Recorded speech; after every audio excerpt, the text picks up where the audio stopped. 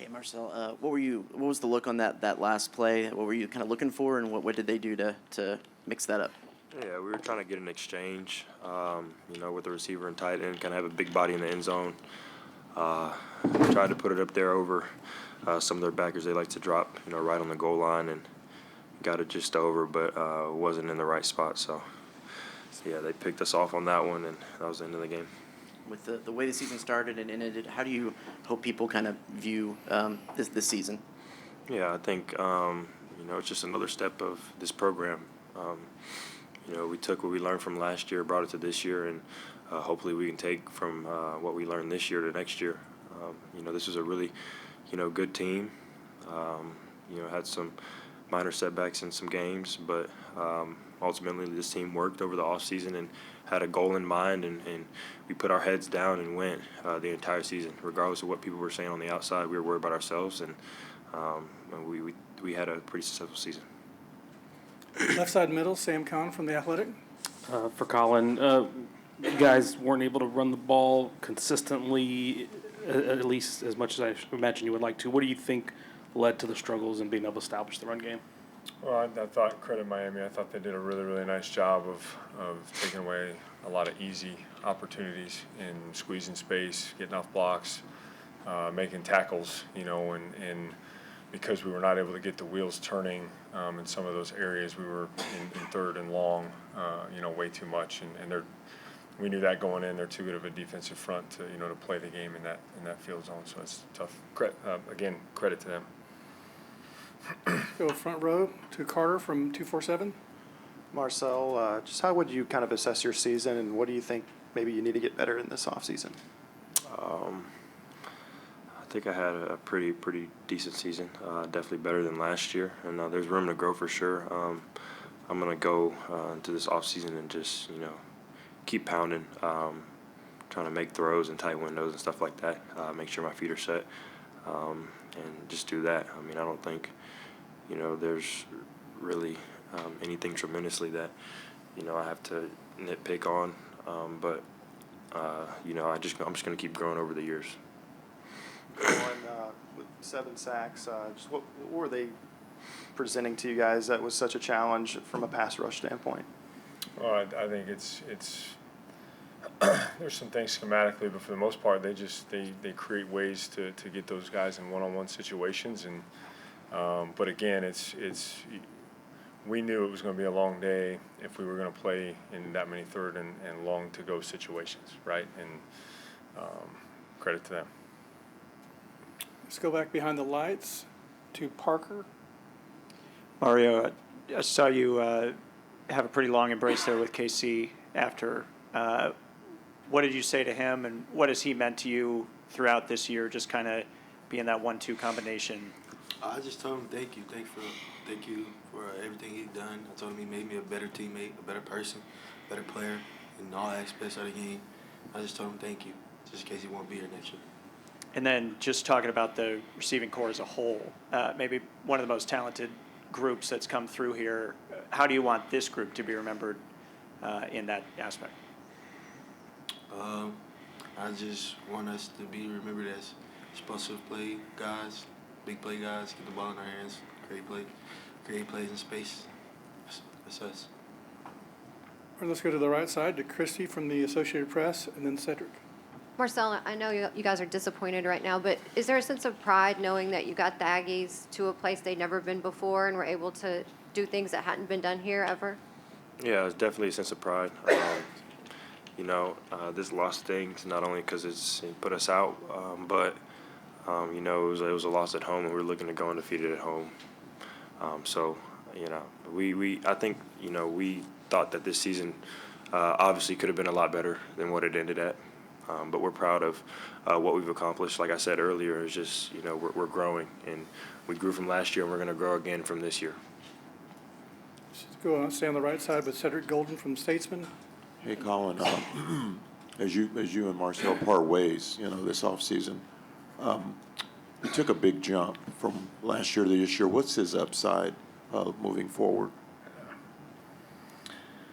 Well, Marcel's dear to me, and I couldn't be more proud of first of all, the whole unit, but how he has grown into leading that unit. And these two guys are two of the best competitors that I've ever been around. And you know, it was a joy and an honor coming to work with them. You know, I told him after the first spring practice, our first spring scrimmage that we were here 2 years ago. You know, I told him he's got a chance to be as good as anybody that has come through this program. And I think the sky's the limit for him. I think his character and foundation is outstanding, and it's extremely bittersweet. Let's knock out the left side at second row. Colton, Alex, and Aaron. This one's for all of y'all. What has this Aggie family meant to all of y'all, especially like after a time like this? As an Aggie family, you mean like everybody, or like just yeah? Yeah, Aggie as a team. As a team. As a team, okay. I mean, this team is probably one of the best teams I've ever been on. You know, I've been through. This is my third year of college, and you know, I was here for Jimbo and Elko. So, just being here as a freshman and seeing the changes that have been made, and the difference in the culture and how bought in our players are, it was great to see. And I had a talk with, you know, my roommate Dalton Brooks, and then Torian York is just a really good friend of mine. I mean, we talked about this when we were freshmen, that we were going to put this team in a position to go win it all. And, you know, we kind of wrote out our goals and did all that for ourselves. And you know, we just kind of spoke a lot of it into existence. Obviously, we wanted to do more, but, you know, we have made tremendous strides since our freshman year, since we've been here. So I love this team with all my heart. All the coaches, whether they're staying or leaving, I appreciate every single one of them for what they've done for me and this team. All right, let's go to Alex Miller from the Eagle.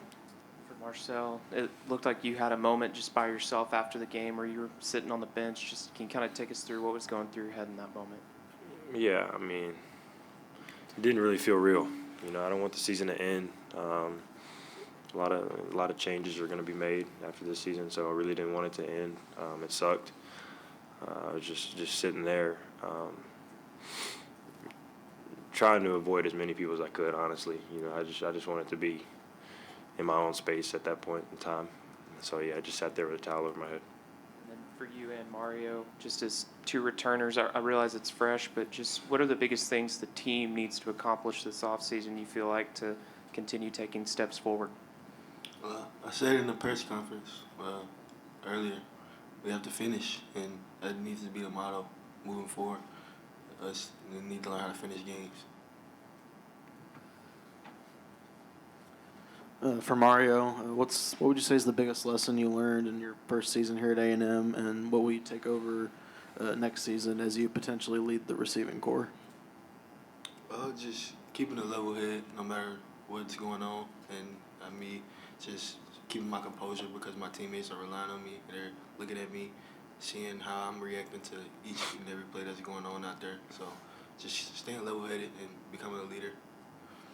Let's go to the right side to Kirk Bowles.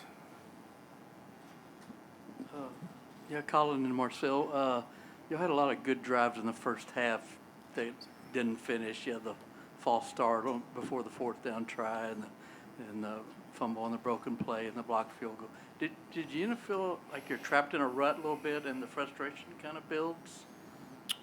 Absolutely. I mean, that's, you know, it's it's kind of the, you know, the story of this one, you know, from the turnover standpoint and no points in the red zone. I mean, that's a way to get beat. And it's hard when you're spinning your wheels because everybody's grinding at it and trying to get it done, and then we weren't able to do that. So it was tough. Stay on the right side. Hey, Marcel, you heard Collin kind of get choked up there when he was talking about you. I wonder what you thought in that moment and just what that relationship's meant to you over the years.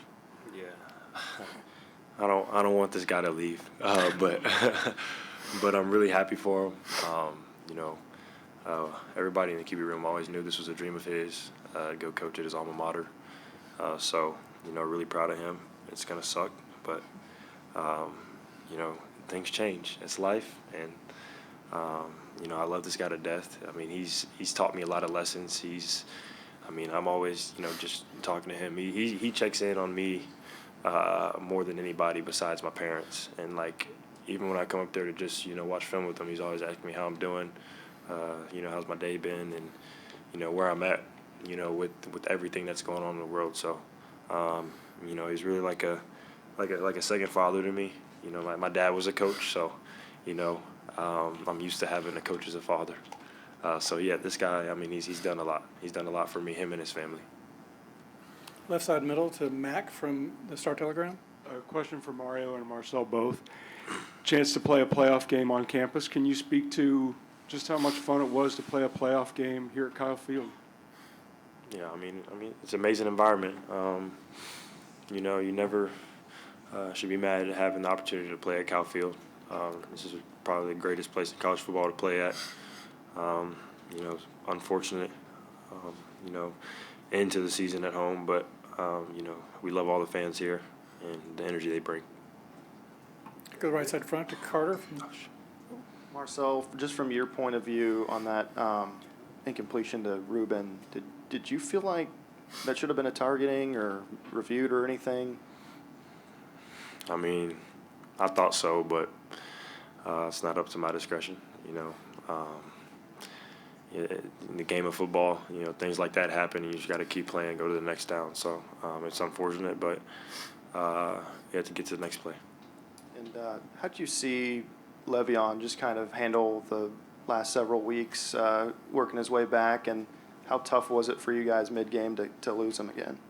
Yeah, you know, it's honestly probably more tough for him than it is for us. But you know, it sucks to lose one of your best players on offense, and you know, he's been doing so much to try to work back and you know, get to this opportunity, and it just sucks that happened, and then also that we're not able to go on so he can be back again. You know, that's really the part that hurts the most. We'll wrap it up on the left side with Sam and then Tyler. For Mario and Marcel, I know 11-0, you guys reached some tremendous heights and wanted to go and win a national championship. What do you think will stick with you most, you know, as this thing comes to an end?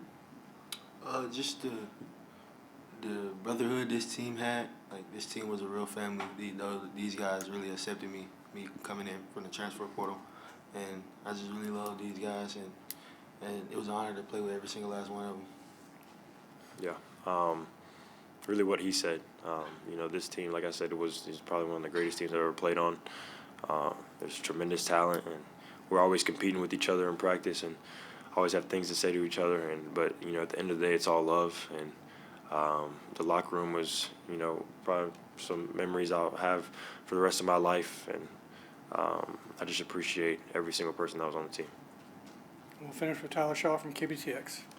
Marcel, Dalton Brooks was in here and talked about, you know, as a roommate, just the conversations you guys have after every game of, you know, what went wrong, right, what you guys can do better. How do you anticipate this conversation to go? Yeah, I really don't know what this conversation is going to be like, but it's going to be a long one for sure. You know, York will probably be over at the house. We sit down and watch the game every time. After every game, we'll turn it on, just watch it, you know, TV copy. And, you know, I don't know what's going to be said, but it's going to be a real long conversation. And, you know, I think we're going to talk a little bit about the future too. You know, just, you know, what's going to change, and you know, hearing like what should have been done, but like at the end of the day, you can't change what happened already. So it's really just going to be a lot of talking, and you know, there's not really much result that comes behind it. But yeah. Okay, that's a wrap.